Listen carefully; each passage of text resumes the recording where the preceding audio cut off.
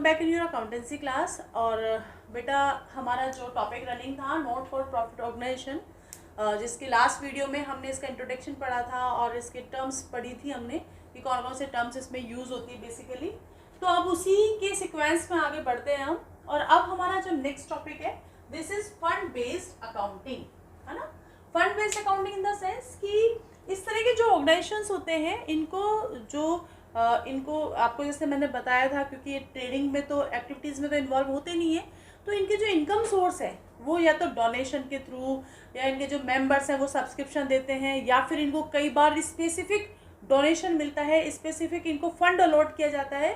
तो वो जो स्पेसिफिक फंड होता है, यानी फंड बेस्ड अकाउंटिंग का मतलब है जो स्पेसिफिक पर्पस से जो इनको अमाउंट प्रोवाइड किया जाता है उसका यूज़, उस अमाउंट का यूज़ उसी स्पेसिफिक पर्पस में ही होता है।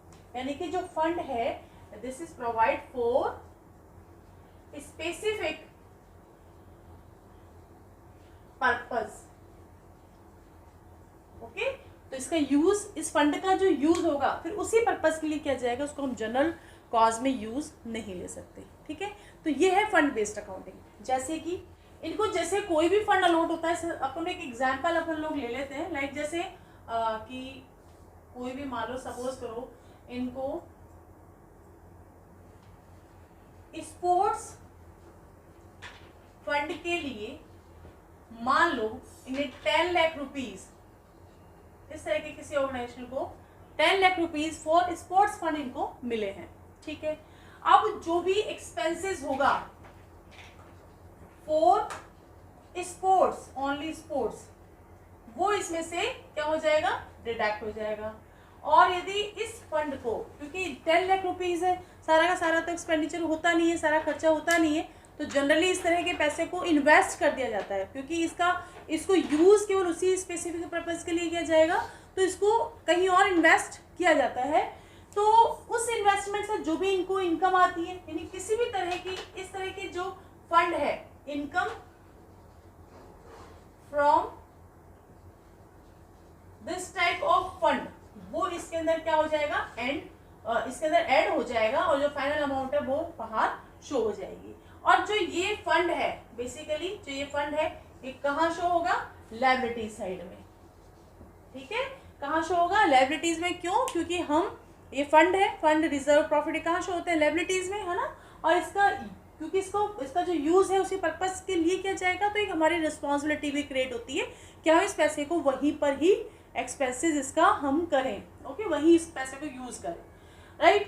तो इन केस ऑफ, मान लो जैसे सपोज करो कि यहाँ पर इसके जो एक्सपेंसेस हैं, अपन ये सब मान के चलते हैं कि यहाँ जो इनकम हुई इसकी 50,000 हुई, राइट, और एक्सपेंडिचर जो हो गया वो 11 लाख का हो गया।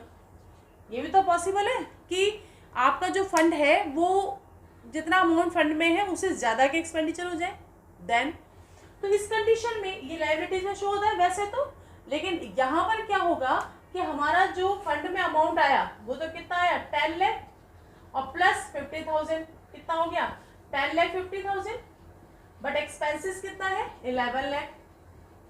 ठीक है, तो 50,000 क्या हो गया, ज्यादा एक्सपेंसेस हो गया, फंड से ज्यादा खर्चा हो गया। तो हम इसको शो कैसे करेंगे, लाइक जैसे हमारी बैलेंस शीट है, ठीक है, बैलेंस शीट में आप यहाँ पे फंड का अमाउंट लिखोगे, फंड का अमाउंट है 10 लाख, राइट।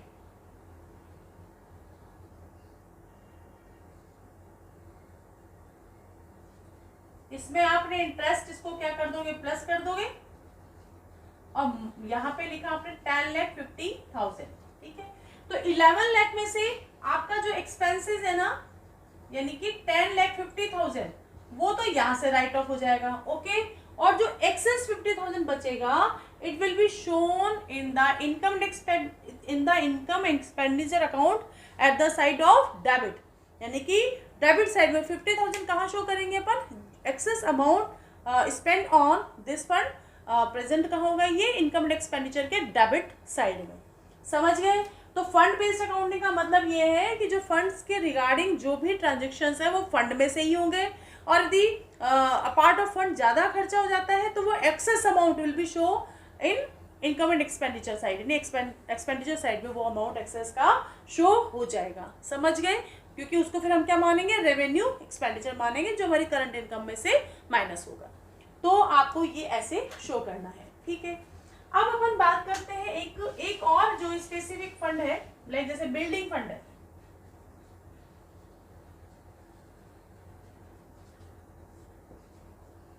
ना, या आपका पवेलियन के कंस्ट्रक्शन का फंड है, ठीक है। अब एक बिल्डिंग के जो फंड है, यानी कि जो बिल्डिंग है वो हमारी कैपिटल का ही एक हिस्सा है, यानी इस तरह का जो पवेलियन बना रहे हैं हम या कोई कंस्ट्रक्शन हम करा रहे हैं, तो कंस्ट्रक्शन बिजनेस का ही पार्ट है, ठीक है। और इस तरह का जो कंस्ट्रक्शंस का जो वर्क होता है, ये कहीं ना कहीं हमारी कैपिटल को क्या करता है, इनहेंस करता है, बढ़ाता है हमारी कैपिटल को, राइट। तो इस तरह के जो स्पेसिफिक ट्रांजेक्शन्स जहां पर कंस्ट्रक्शन वर्क होता है, जहां पर कौन सा वर्क होता है, कंस्ट्रक्शन, ध्यान से समझ लेना इसको भाई, जहां पर कंस्ट्रक्शन के रिगार्डिंग जो वर्क होता है उसके अपन कैसे अकाउंटिंग करेंगे। देखो अब यहाँ पर क्या है, जैसे सपोज करो आपके एक कैपिटल फंड है, कैपिटल फंड गिवन है, राइट, और आपको जो बिल्डिंग का फंड है वो है आपके पास 10 लाख, ठीक, और जो कंस्ट्रक्शन पे जो खर्च हो रहा है वो हो रहा है 6 लाख का। 10 लाख आपके पास बिल्डिंग फंड में अमाउंट पड़ा हुआ है, 6 लाख का आपका एक्सपेंडिचर कंस्ट्रक्शन में अपना पैसा लगा हुआ है। ध्यान से समझना, फंड में हमारे पास 10 लाख रुपए है और 6 लाख रुपए का हमारा कंस्ट्रक्शन में वर्क मतलब ये काम वो यूज में हो रहा है। तो बेसिकली हमारे फंड में 10 लाख में से 6 लाख गए तो फंड में कितना पैसा बचा, 4 लाख। लेकिन 6 लाख की जो हमारी बिल्डिंग बन रही है, जो बिल्डिंग का कंस्ट्रक्शन वर्क हमारा जो हो रहा है, ये तो लाइफ टाइम के लिए ये है ना, और ये कहीं ना कहीं हमारी कैपिटल को मतलब इंक्रीज कर ही रहा है। तो इस तरह की फंडिंग कैसे होगी, जो कंस्ट्रक्शन वर्क में जो पैसा लगा है, बिल्डिंग अभी बनी नहीं है भाई, है ना, तो जो कंस्ट्रक्शंस का वर्क में लगा है उस पैसे को अपन ऐड कर देंगे, यहाँ तो हो जाएगा ये अमाउंट अपना फाइनलाइज। और जो फंड है, लाइक जैसे बिल्डिंग फंड है, उसमें जैसे 10 लाख रुपीज इसको मिला है, माइनस कहाँ ट्रांसफर कर दिया अपन ने, ये पार्ट अपना कैपिटल में ट्रांसफर हो गया, तो इसको 6 लाख यहाँ से माइनस करके रिमेनिंग कितना बच गया, 4 लाख अभी हमारा बिल्डिंग फंड में पड़ा है। तो इस तरह से इसको प्रेजेंट अपन को करना है। इसके रिगार्डिंग अलग अलग केसेस की मैंने एक क्वेश्चन लिया हुआ है, हम इस क्वेश्चन को करेंगे कि कैसे हमको इस क्वेश्चन को शो करना है in the balance sheet and income and expenditure account. चलो तो अभी देखते हैं अपन इसको। अब जैसे फर्स्ट है, अब सबसे पहले अपन इसमें बना लेते हैं, इधर तो बना लेते हैं इनकम एंड एक्सपेंडिचर अकाउंट, एक ही बना रही हूँ मैं, तो यहाँ लिखेंगे अपन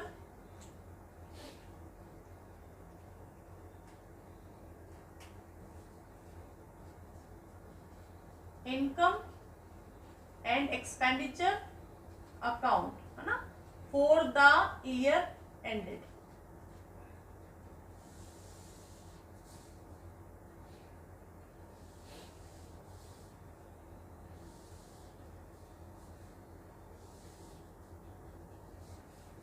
और यहां पर बनाते हैं balance sheet as eight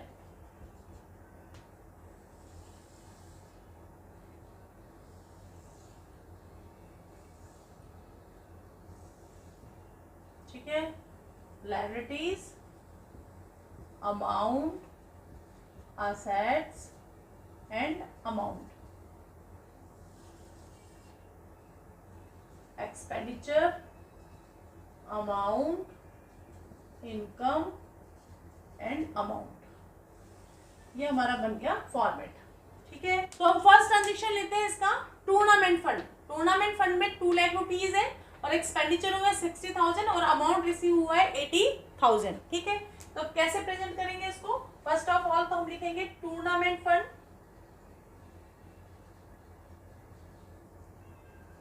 to lakh, right, इसकी इनकम को ऐड कर दो, इनकम रिसीव कितनी 80,000 और एक्सपेंसेस कितने हैं 60,000।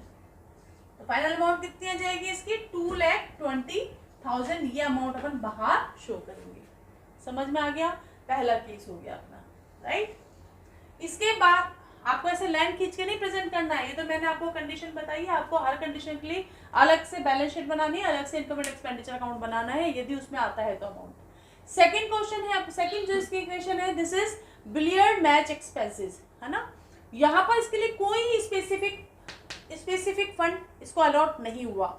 यदि किसी भी एक्सपेंसेस के लिए कोई स्पेसिफिक फंड अलॉट नहीं है तो वो पार्ट किसका आएगा, इनकम एंड एक्सपेंडिचर का, यानी कि कहाँ शो होगा, फिर इसको अपन रेवेन्यू एक्सपेंसेस मानेंगे और ये यहाँ शो होगा to billiard expenses, right, match expenses, और ये अमाउंट शो हो जाएगा 25,000, ठीक है। थर्ड है received from cinema show and expenses is 15,000, हाँ। अब यानी कि कोई हमें किसी पर्पस से, स्पेशल पर्पस से हमें इनकम मिली और उसी पर्पस में वो पैसा हमारा कंज्यूम हुआ, तो ऐसे स्पेसिफिक जो हमें मिलता है फॉर द स्पेसिफिक पर्पस, तो हम उसको उसी में ही एडजस्ट करेंगे। लाइक जैसे रिसिप्ट फ्रॉम सिनेमा, अब ये रेवेन्यू रिसिप्ट है, ये कोई फंड नहीं है, कोई रिजर्व नहीं है, तो receipt from cinema show 50,000, 50,000 amount आया, 15,000 उसमें एक्सपेंसेस हो गया, तो इसको अपन कहाँ शो करेंगे, जैसे शो हो रहा है कि इनकम ज्यादा है एक्सपेंसेस कम है, तो अपन यहाँ शो करेंगे bye receipt from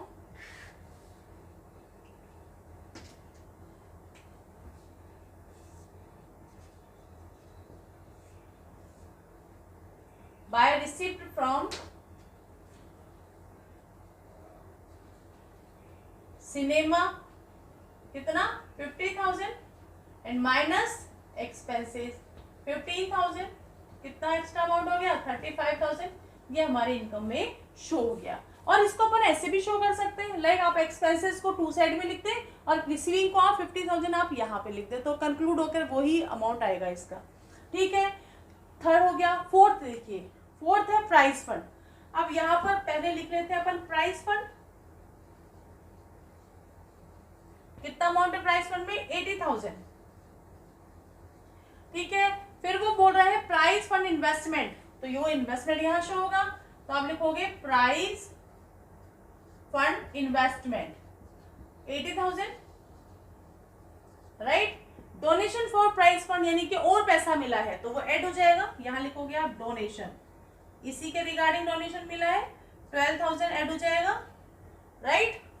then after prize awarded 14,000, अब इसमें से कर लो आप 92,000 माइनस प्राइस अवॉर्डेड यानी कि इतने प्राइस मतलब डिक्लेयर किए, ये प्राइस अपन को दे रहे हैं, है ना, तो ये हो गया प्राइस, ये माइनस होगा प्राइस इज अवॉर्डेड,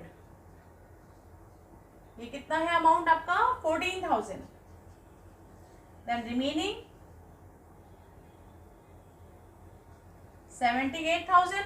अब इंटरेस्ट रिसीव्ड हुआ है, इंटरेस्ट रिसीव्ड ऑन इन्वेस्टमेंट, ये इसका जो रेट ऑफ इन्वेस्टमेंट है ना वो कितना है 10%, राइट। तो और 1 अप्रैल 19 को हुआ है, तो इसका पूरा इंटरेस्ट कितना आना चाहिए अपना 8,000, लेकिन आया कितना है अपने पास 4,000, ठीक है। तो 4,000 तो आपको रिसीव्ड हो गया और 4,000 क्या है हमारा एक्रूड है, एक्रूड इंटरेस्ट, ठीक है। तो यह हो जाएगा 86,000 और यहाँ पर 80,000 का तो हमारा है ही प्राइस फंड और 6,000 हमको सॉरी 4,000 हमें और मिलना है, this is our accrued interest, तो वो यहाँ पर आएगा एक्रूड इंटरेस्ट, है ना, क्योंकि रिसीविंग में है तो ये एक्रूड इंटरेस्ट है, तो वो असेट्स में आएगा 4,000, अंडरस्टैंड। तो इस तरह से अपन को चीज़ों को प्रेजेंट करना है। आई होप आपको ये वाला यहाँ तक समझ आ गया होगा, इसको मैं अभी सारा इरेज करके तब समझाऊंगी।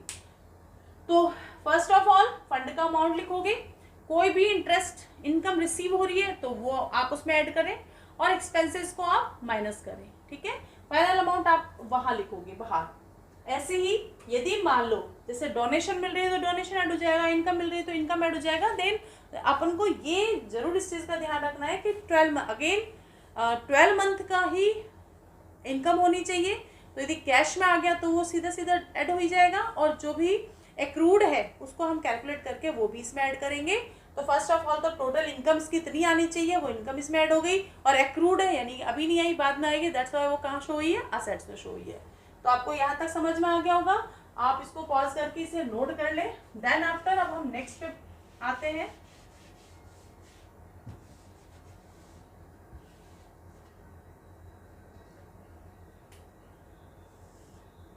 अब अपन इस पे आते हैं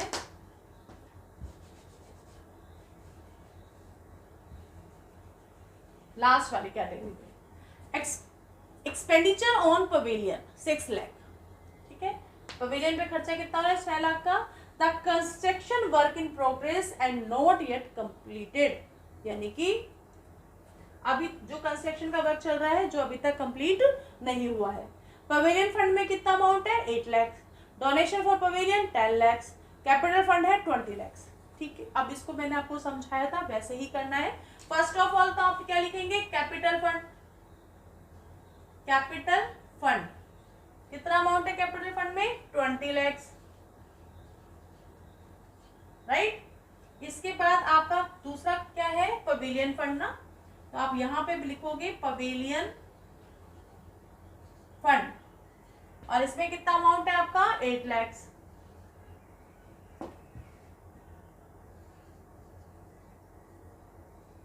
ओके, देन डोनेशन कितनी मिली है अपन को, 10 लाख, तो वो इसमें ऐड हो जाएगी। डोनेशन फॉर पवेलियन कितनी है वो, 10 लाख। 10 लाख इसमें ऐड हो जाएगा। कितना आया, 18 लाख। और इस 18 लाख में से 6 लाख रुपए खर्चा हो रहा है किसमें, पवेलियन में के कंस्ट्रक्शन में लगा हुआ है। तो कंस्ट्रक्शन का जो भी एक्सपेंसेस है वो मैंने आपको कहा था किसमें ट्रांसफर कर देते हैं अपन, कैपिटल में। तो अपन यहाँ लिखेंगे कंस्ट्रक्शन ऑन पवेलियन, राइट। वो कितना अमाउंट है, 6 लाख है, तो वो 6 लाख तो यहाँ ऐड हो जाएगा, और ये 6 लाख यहाँ फंड में से माइनस हो जाएगा। हाँ, expenses on constructions of pavilion, है ना। तो 6 लाख यहाँ पर ये क्या हो जाएगा, सब्ट्रैक्ट हो जाएगा। तो अमाउंट कितनी आ जाएगी, 12 लाख, और यहाँ अमाउंट कितनी आ जाएगी, 26 लाख। ठीक, और क्योंकि बिल्डिंग अभी हमारी कंप्लीट नहीं बनी, कितना पार्ट कंस्ट्रक्ट हुआ है, 6 लाख, तो अपन यहाँ लिखेंगे बिल्डिंग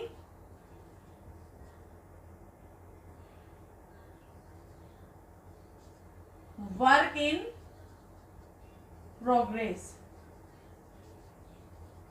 6 लाख। अभी हमारे पास 6 लाख की बिल्डिंग ही बनकर तैयार हुई है। समझ में आ गया, तो बहुत इजी है।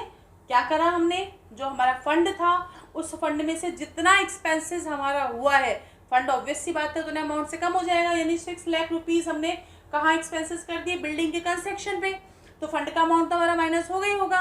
और बिल्डिंग हमारी फिक्स असेट्स है ना, और ये हमारी असेट्स है तो लॉन्ग टर्म के लिए असेट्स है, तो कहीं ना कहीं ये हमारी वर्थ को भी क्या करती है, इंक्रीज करती है, यानी मेरी कैपिटल को भी बढ़ाती है। तो ये हम कैपिटल में इसको जितना पार्ट अभी कंस्ट्रक्ट हुआ है, अभी हम पूरी बिल्डिंग का फंड अभी हमारे पास पड़ा हुआ है अलग ही, तो जो कंस्ट्रक्ट हुआ है पार्ट वो हम इसके अंदर ऐड कर देंगे, क्योंकि दिस इज कैपिटल एक्सपेंडिचर है ना।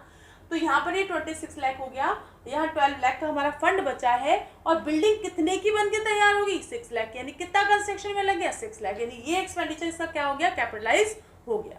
तो इस तरह से इसको अपन को प्रेजेंट करना है। तो मैंने शायद से सारा ही कवर कर दिया है इसके अंदर। अब एक चीज और आप समझ लो इसके अंदर, जैसे सपोज करो ये 2 लाख का फंड है ना, और हमको इनकम हुई है 80,000, और मान लो एक्सपेंसेस हो गया 3 लाख। दोबारा समझना कि यहाँ पर मान लो 60,000 यदि इसकी जगह पर ये होता 3 लाख, तो 280 और एक्सपेंसेस हो गया 3 लाख, तो 20,000 कहाँ शो होता, आप यहाँ लिखते टूर्नामेंट एक्सपेंसेस लिखकर आप 20,000 यहाँ लिख देते। ठीक, तो समझ गए होंगे आप इसको। आई होप इसको अच्छे से आपने समझ लिया होगा। बहुत इंपॉर्टेंट टॉपिक है और इसके रिगार्डिंग इंडिविजुअल क्वेश्चन आता है, तो आप इस क्वेश्चन को पॉज करके वीडियो को नोट कर लें।